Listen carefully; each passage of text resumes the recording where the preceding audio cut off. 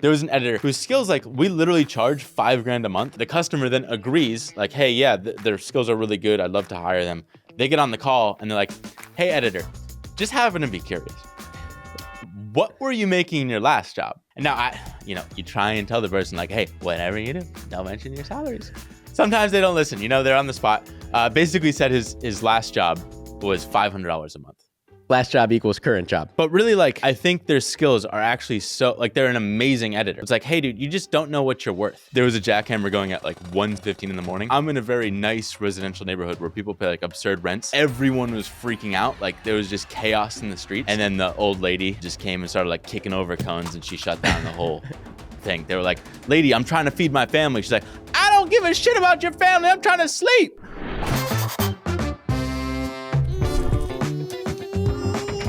Welcome to the Smart Nonsense Podcast, where we talk about smart nonsense, and the crowd, they go wild. They go wild. Hey, Pop, I got the sniffles. So if I'm coming through a little muted this episode, I got the sniffles. And I got the sniffles because I've been crying. I've been sobbing. No. What? No. I was going to say, because I don't get my daily fill of Smart Nonsense Podcast feedback loop. I haven't heard this podcast in weeks. I don't even write down threads anymore. That's how out of the podcast game I am. I want to preface this by saying that there's no medical proof that this does help your health, but Belky's like 21 years old, according to his chronological age.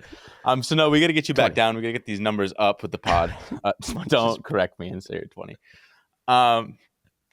Yeah. So I'm kind of schizophrenic in the sense, or bipolar, some might call it, where I'll go like really hard with something. Well, really hard. Fucking, I looked at like 5 thumbnails and then posted 5 videos. But like, I'll go through a wave of doing something and then I'll just drop off the face of the earth to focus on something else. And I think it's because I just realized the pod isn't the one thing. Like, that's not what's gonna get Jack in here. And Jack is his brother who's gonna take over the company. So I was like, hey, pod can take the back seat right now. I got a rip in the front seat, pedal to the metal, going off like Evel Knievel off this cliff, Grand Canyon. Because we're launching a new business, dude. A new business is what we do. I got feedback. There he is. Because someone we work with, actually, they explicitly told me, do not speak about me on the podcast. So, and I get this a lot now. So I won't. I'll just like theoretically speak about it. They were basically like, hey, I really like the podcast about business. Can you do that? I am always amazed when you say you're going to talk about something theoretically, and then about 10 minutes later, you forget that you had gone theoretical, and you just blurt out the name. Right. That's not Dylan speaking. That's somebody else. Yeah. So he was basically like, hey, I really like the business side of the pod, and we've heard this before, where we like go in depth on like, hey, what are the troubles we're going through, instead of just being a random yawn talking about like overeating at 2 a.m. It's like, right. We do I need that? Probably went too far. You think you're comedians? What is this? No, but we find the middle, dude. We just snake about. Like, dude, the octopus going through the maze. Did you see that on YouTube? Oh, Mark Rober. Yeah, I did. Just like that. I did. I really enjoyed that. So I kind of wanted to talk about some business things, because I think to me, it's exciting. Same. And I'm here for a good time. To one other person. I'm here for a good time. Right. With this cold I have, I will say. He's milking it. It feels like I'm wearing earmuffs, so I can only hear you like 5%. I don't know what kind of head cold this is, but I wish I 5%. had that head cold when the jackhammer was going off outside my apartment. Oh, dude, I never posted this video, but I recorded it because I think I talked about it on the pod. I forget, but like there was a jackhammer going at like 1:15 in the 1:15 in the morning, like a week or two ago, and it was just like, I'm in a very nice residential neighborhood where people pay like absurd rents, and so just like everyone was freaking out. Like, there was just chaos in the streets. And then the old lady just came and started like kicking over cones, and she shut down the whole thing. They were like, lady, I'm trying to feed my family. She's like, I don't give a shit about your family. I'm trying to sleep.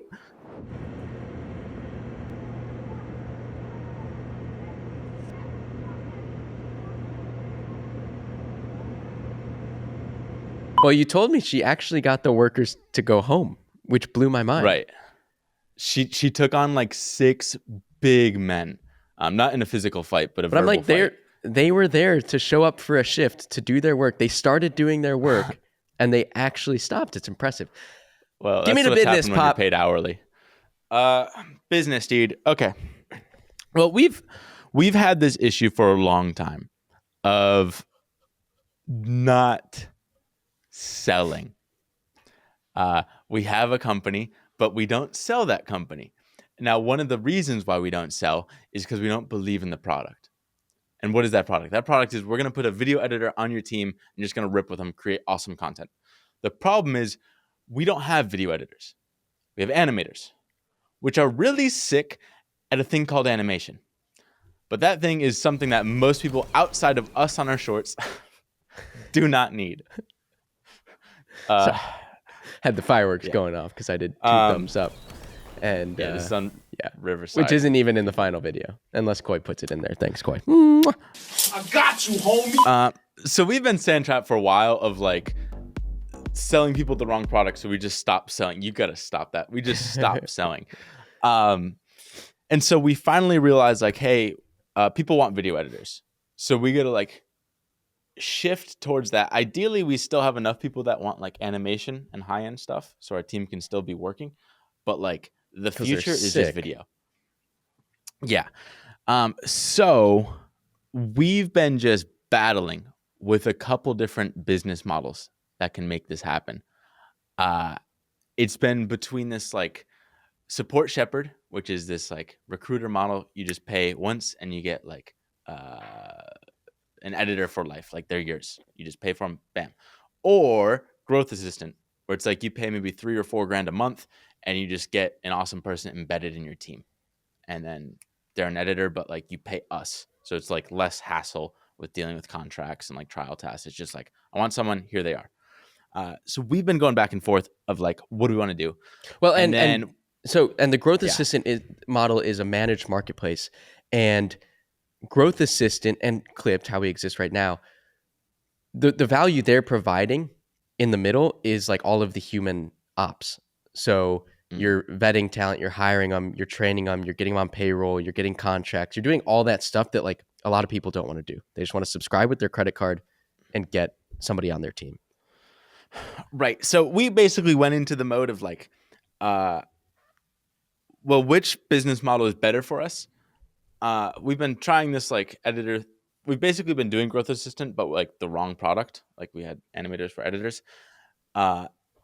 But we want basically we have a salaried team at the managed marketplace. So when teammates if they're not working with a client, they're still sitting on our payroll. So it's overhead for us. Right. And so we constantly have this supply and demand issue.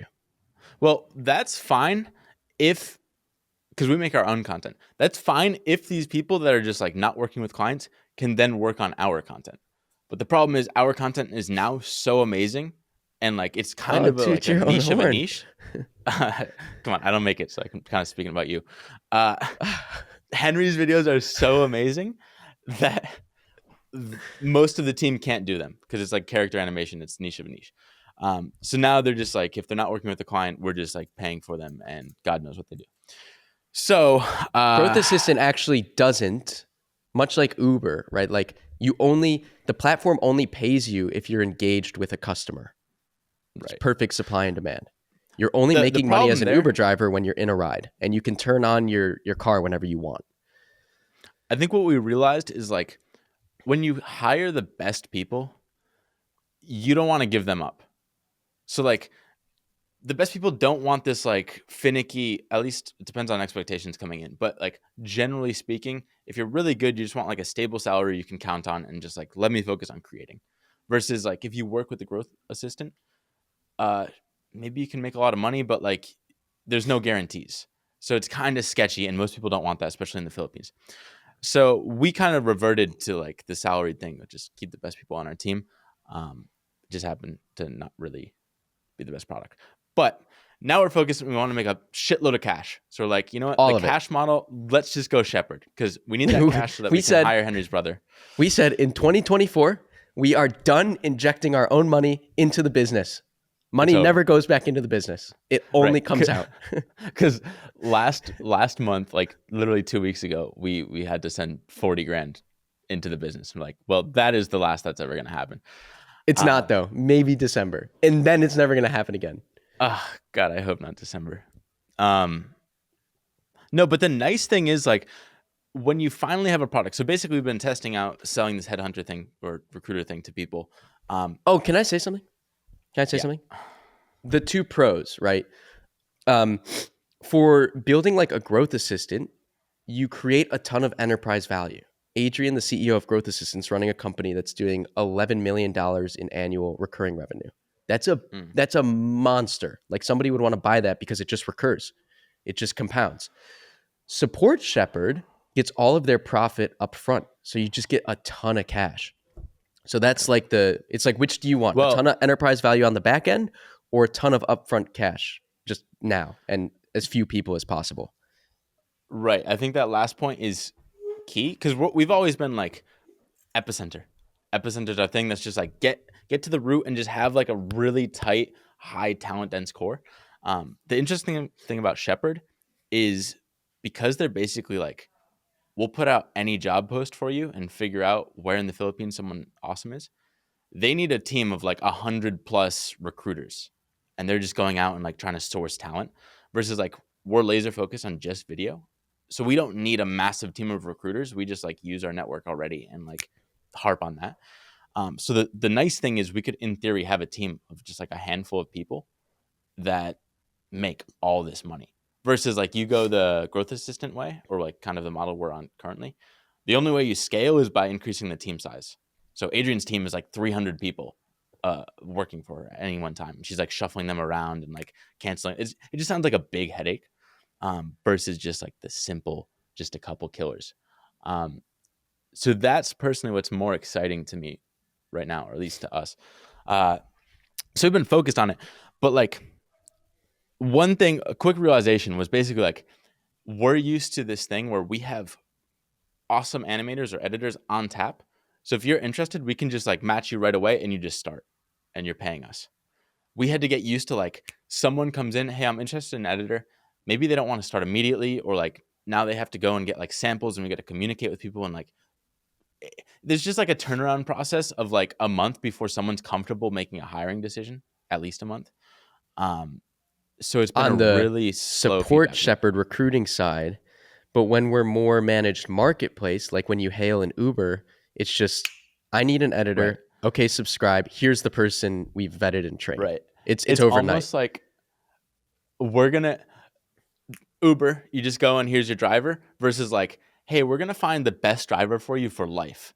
And now you're like, okay, give me like a couple weeks to figure out who the best driver is. And you got to pay 10 grand for them up front because that's the finder's fee, you know? So that's been like one realization. Okay, turnaround times, it kind of sucks and it's like kind of hands-on, but luckily like Henry and I shouldn't have to do it. It doesn't require us. But like and it is nice because it's all the cash up front. Like we'll probably make an extra like 60 grand in top line in November. That is also for once bottom line. Right. It's just pure profit. Right. We don't profit that much off of teammates that are on the managed marketplace because margins are so much tighter. It's like 40% margin versus 98% margin. Right. And like, I think the comparison is if you have a good product on this like managed marketplace, like a growth assistant, and a client will stay with you for a year or more, it's like, okay, that's awesome. Like that's clear ROI. Let's do that. But if churn, like it's not a great product, like you're matching animators instead of video editors, then churn might be 5-6 months. And then all of a sudden the equation totally changes. I'd rather just get that money up front. So we've been doing that. And it's like, hold on, where am I going with this? I had a point. Take me there. Oh, okay. The cool thing is like when you don't have a website or like anything in particular, you can kind of like test a bunch of different things all the time, like different offers to different people. So she'll bite you in the rump too. Right. That same logic okay. will come bite you in the rump. Yeah, so kind of connected to the point we're about to get into, the story we're about to get into, is like, what is the business model for Shepherd or for a recruiter? Like, generally, you have a couple different options. The most common one is we're just going to pay you, like, say you want to hire an editor, you're going to pay Henry and Dylan a percentage of the annual salary of that person. So if you're hiring, say you're hiring a CEO and you want to pay them $100,000 a year, well, you would pay, in our case, a 35% fee. That's like $35,000 to find that person. Generally, in the Philippines, it costs a lot less. So say it's like $10,000 a year, then it'd be 3.5K. So basically, the incentive for us is to now get an animator or an editor, I should say, that costs a lot. Like, let's inflate their salary. If they came in and their last job they were making $500 a month, let's now make them the top of the market for their skills. So if we think their skills are actually $2,000 a month, let's charge the client $2,000 a month, and then we make whatever $8,000 in fees. But the problem is, what we've noticed is, like, when you inflate, one, it's like it's making it a little bit harder to sell, in the sense that, like, it'd probably be a no-brainer if this person's like, hey, our fee, if our fee were fixed, it's like, hey, our fee is just like $5,000 or our fee's $10,000, and we're just gonna find you like the cheapest editor possible with the highest skill. Bet, yeah. We could be like, hey, we found this fucking diamond in the rough. He's only $500 a month, and just like that's just stupid low. So now you can warrant paying a higher fee because we found that amazing person. But the problem is, like, it's super elegant. Like, I like the elegance of, if someone's willing to pay $2,000 a month for an editor in the Philippines, they're probably willing to pay a higher fee as well. Versus, like, the person that's only willing to pay like $500 a month, they're probably only willing to pay like whatever $3,000 for a finder's fee. What's that called? So Is that like? nicely. Is this like? It's like some form of profit maximization, which scares me because we're playing. We talked about this, but we're playing God with the market. I'm like pretty free market guy.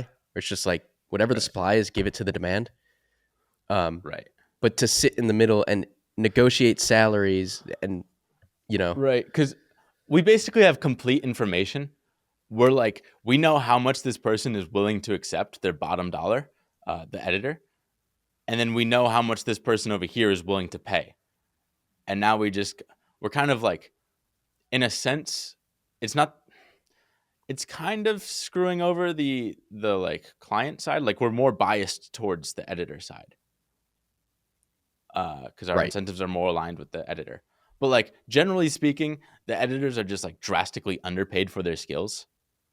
So, like, a $5,000 editor here, like in the States, that is just that's true. It's just weird because, like, them being undervalued is kind of fugazi, because this is the market. A 19-year-old will come out of university in the Philippines, and if they're willing to work for $650 a month, and they're the best, like, that supply is willing to work for $650 a month. But at the same time, you could look at it from the demand side.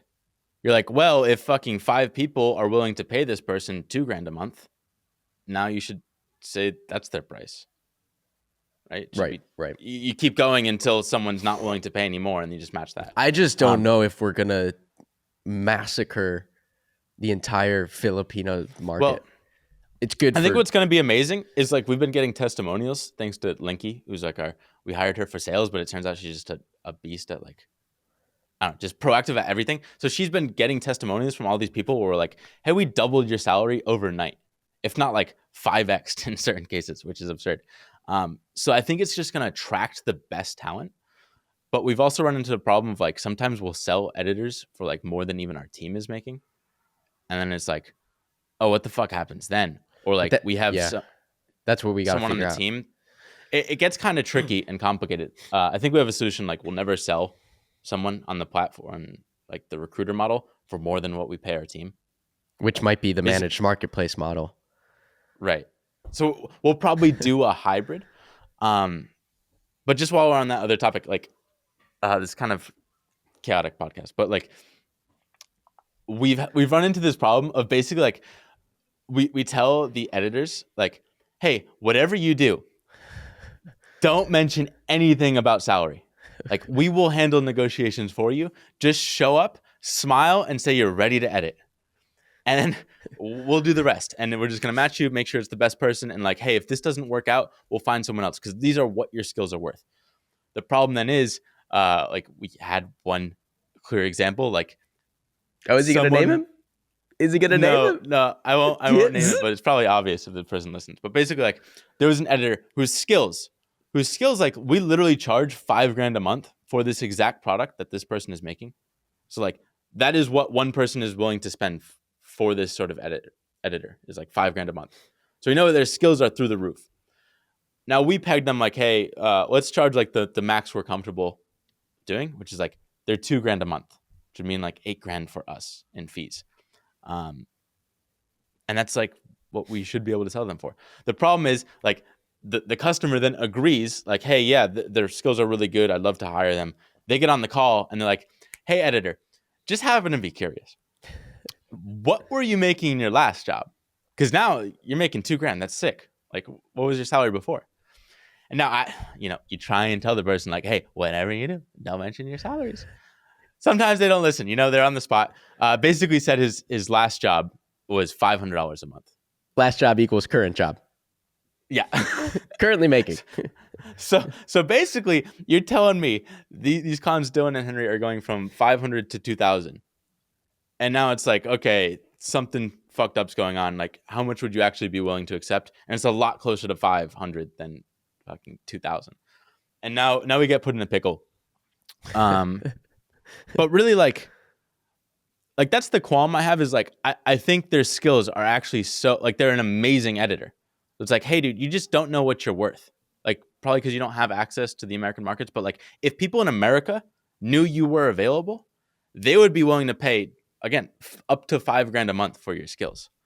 So it's just like that gap between $5,000 and 500, and we tried to meet at 2, but this person's like, no, let's fucking meet at 5, like 500. That's a lot better. It's perfect example of like free market and how it goes right or wrong. Yeah. So it's just like, it's a headache in the moment, but it's like, okay, we're solving these problems of like, okay, now we're just gonna like make sure to make it super, super clear. If it wasn't clear enough already, we're going to negotiate for you, figure out like, what are you actually worth? Like, we're not trying to inflate it like stupidly high. Like, we could probably say like some people are $3,000 a month or something. Just like, hey, we inflate our own team's salary, like, because we just think if you pay someone more, they'll be loyal to you for life. Like, generally, let's go on inside of like paying more than probably they're willing to accept. It's like, this came from Netflix, principle. Right? It was pay top of market pay, so that people could just focus on doing the job, not worrying about entertaining other job offers, looking for other jobs, whatever, getting bonuses. Right. And it's cool. Like, usually businesses, especially businesses that are used to paying agencies for this work, they're like, hey, I'm paying $10,000 a month for an agency. Like, I'll pay $2,000. I'll pay $3,000 a month. I don't care. Like, just get me someone that's cheaper than $10,000 and I'm getting a shit product. And so that's like our competition. So those are just like really no brainers. And I don't think it changes the economics much for them paying like $1,200 versus $2,000. And what happens is like, often you can just end up selling multiple editors to businesses too, because they're like, hey, it's so cheap. So like, we kind of had this incentive to not overcharge too, because some people would like hire multiple people if they were cheap enough. So that's been fun. And like the more fun thing, well, I don't know how fun it is, but like I got a sad thing. So like, oh, you finish, dude. Finish with fun. End with sad. We've been designing the site because we're like, okay, this model is clearly awesome, and we can do this sort of pyramid where like, hey, we're gonna sell everyone on Recruiter, and then like the best of the best of the best, we want to actually hire them on our team because we don't want to lose them ever, and we can do this like, say, $4,000 a month or something, and you get a video editor. So we might play around with that. But basically, building out this website, what kind of sucks is we're like copying basically 2 sites, Support Shepherd and Growth Assistant, especially Support Shepherd, which is kind of lame because we've had people copy our sites and we hate it. But like, there's a reason why people do it. It just makes everything easier because you know that shit works. So I kind of feel like we're a dick, but we're like really putting our own spin on it versus like just copy and pasting. where like we take our smart nonsense, where Henry's been writing the newsletter. It's like super funny content, like hopefully teaches you something, but it has like nice illustrations, and just applying that to the business world. Hey, if we do B-roll, it'll be up. Just go to clipped.co. But yeah, basically like we have this unique opportunity where like we have access to the best editors, illustrators, and just like our own creative writing genius, easy writing skills. So it's like just applying that to business. I think we could really create like something special that's memorable. Oh, he said it. Because like everyone doing business, like our one friend, one friend, don't even remember his name. I always forget it for some reason. Greg Eisenberg. Oh, he names him. He names him point blank. Well, no, I'm gonna compliment him. So this is okay. Fine. What's his website? Something.studio. Something product. Fuck, I forget what it's called. But his website is just like super beautiful, and it doesn't look like any other website. You're like navigating this little like 3D town, and that's like how you navigate the website. It's like a I don't know. They work with like big companies. I'm gonna find it for you. Like, okay, they work with big companies to like go to 0 to 1 with new products, and so like it works well for them. It doesn't like it's not optimized at all. But it just looks so beautiful that you remember it, you send it to your friends. And that's what we want to do with Clipped. Where it's like, it's super memorable. Ideally, it also sells because it's like funny copy that you want to read. But I think we're like the one people uniquely and we actually sell it, dude. That's the name of the game. Greg's thing is late checkout. Yeah. Late checkout. Hey, one ping sad to go out with a bang here. Charlie Munger just died. It's not good. He's 99. Out with a whimper, really. Fuck, dude. My bad. Well, I don't want to... Hold on. I'm looking for something. See if I can close the loop Sunk on some of this business stuff. Well, the cool thing is, like, once we figure out this website, we get that up and running, and then we have every one of our shorts just say, edit by clip.co. Then like we're just gonna have a funnel coming into the website. It's gonna be a sick website, and we just have a sick internal system to sell it. I was gonna say we might even get a CRM, which we're learning is how you keep track of people in a funnel. Hopefully we're out of the business by the time the CRM comes around. Maybe I might like to get to know it. No, dude, that's the thing that frustrates people. Like even talking to Zach, who listened to our Greg Eisenberg podcast. Hey, listen to that if you want to. Zach was like upset that we were talking about Clipped and not the crazy world we're building with Smart Nonsense. He's like, that is the cool shit you're doing. Like no one else is building this like this next Disney. And you guys are just fucking around with your agency. Like get out of the agency. Like other nerdy people can do that. You guys focus on creating this awesome world. Tell him would love to. But everything erupts in flames if the agency doesn't work in 3 weeks. Yeah. Well, luckily that doesn't matter because now we're in the business. Gardaloo! Oh, fuck, dude. I didn't mean to sap all the tea with business.